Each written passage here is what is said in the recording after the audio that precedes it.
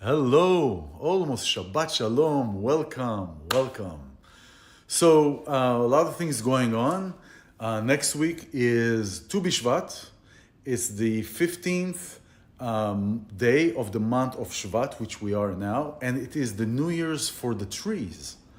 I'll do another post on that day, but that's a renewal. That is actually when the sap starts climbing up the trees. And so that's a renewal, that's a new energy. But I want to talk about, which is tying up, of course, to the weekly portion of Torah about the trust that we put in the process. Hi, I'm iLan-Trust. I'm a spiritual life coach and a sound therapist, and I bring you Judaic and Kabbalistic concepts down into our daily life and simplify that and see how that can actually empower us in our day-to-day life. So this portion of this week, the Torah portion of this week, is Beshalach.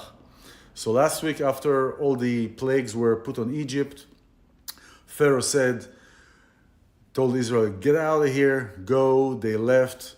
They are going towards the Red Sea, and then the sea is splitting, and all the Egyptians are dead, and the Israelites are seeing all their captors are in the ocean. They're dead. Okay. But before that, God took Israel through a long turn in the desert. Instead, he could lead them. He chose not to lead them through the country of the Philistines. The Philistines, those were the Philistines. But he didn't want to do that because they just came out of Egypt, and he didn't want them to encounter a state of war, to fight with people in their countries as they're going through. Why? Because they just came out of Egypt. They're broken people. They've been slaves. They went through atrocities. They don't know how to fight. They don't have energy. They don't have power. And he did not want to put them in a situation where, let me get the sun here go away. He didn't want to put them in a situation where they had to choose between fighting and, saying, we don't want to fight, they'll turn back to go to Egypt. He did not want to put them in the situation. So he made them go in the desert, and eventually they stayed in the desert over 40 years because of what happened in the desert with the golden calf and so forth. So the question is, if God is all so mighty, couldn't he just like he did with the Egyptians, could he just let them go through and help them conquer and take the fear out of their heart? Take the fear out of their heart so they can go securely and fearless through the country of the Philistines. So this goes into a concept in Gemara that is saying, Hakol bidei shamayim chutz meirat shamayim. Everything is in the hand of God except for the honest to God, the choice. And like angels, for example, they don't have a choice. They're programmed to do A, B, C, D, E, F, G sometimes. With us, we have a choice. So when we come here, we are incarnated here. I don't have a control on how I'm going to look like. I don't have a control of whether I have one finger or two fingers. I don't know how I look, what I do, things that are happening in my life, fertility, all. These are genes. These are things that I cannot control. But what I can control is my choice to put my emun, my trust in God, my trust in that everything that God does is for my good. Everything that is happening is for the good of my own. So putting the Israelites in that position could give them the option and the choice of being faint in heart. This is a department that God says, I'm not dealing with this. This is yours. Your choice is how to deal with your fear. So that brings down to our daily life. When we are in fear, when we are in distress, when we are going through difficult times, how we feel is all about us, is how do we choose to respond rather than to react? How do we choose to be in that situation? How is our perspective in what's happening? You have invested money in the market, you've done many things.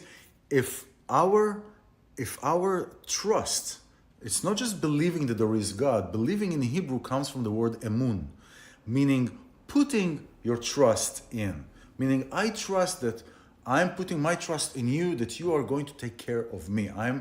It's like a child puts the trust in the parent automatically, because the baby trusts, the child trusts that the parent wants their best at heart. So taking the fear out of a person is not God's department. Why? Because then God doesn't have the opportunity to reward us, to give us good things if we cross that fear. Now, it's not as far as a reward or a punishment. It's not that kind of thing. It's a cause and effect. If I choose to overcome something that is difficult for me, if we're going through something, if we have an argument with somebody at work, we have an argument with somebody at home, and we choose how to respond rather than how to react, then the reward is greater. Then we feel great about ourselves. We feel great about what we achieved. We have an obstacle at work, or with our projects.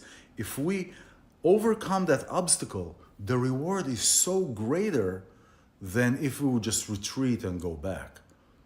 So Hakol bidei shamayim chutz mirat shamayim. Everything is in the hands of God except for our awness of God, being in awe of God, or respect God and put our trust in God. The choice to put the trust is ours.